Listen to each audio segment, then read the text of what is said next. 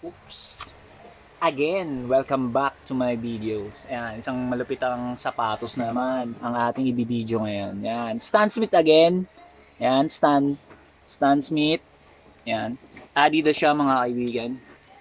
Ayan, unisex siya, pwedeng pang babae, pwedeng pang lalaki. Ayan, isang napakalupitang sapatos na naman po. Makikita niyo yan. Ayan, good quality leather na naman siya, makapalampong. Ayan, komportable siya suotin mga kaibigan. Ayan, mga lodi ko. Komportable po suotin niya, malambot.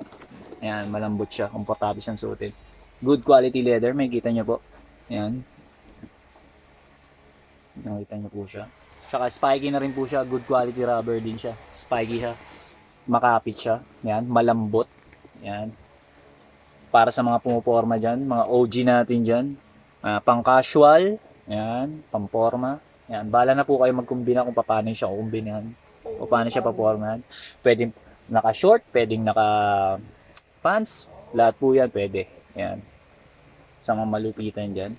Pwedeng pang babae, pwedeng pang lalaki. Ayan. Pwedeng yung pang regalo sa inyong mga mahal sa buhay. Ayan. Sa mga anak nyo.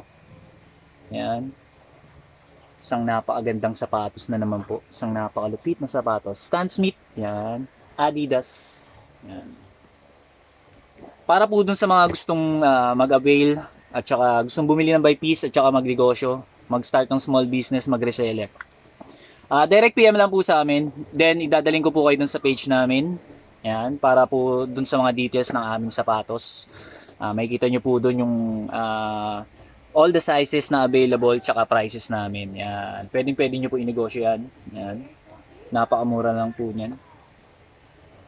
Pag tinignan nyo yan sa mall, halos wala pong pagkakaiba yan. Pagka nahawakan nyo na to, yan, halos the same lang po sila. Napakaganda pong sapatos nyo. Yan. Again, Stan Smith, Adidas. PM lang po. Salamat.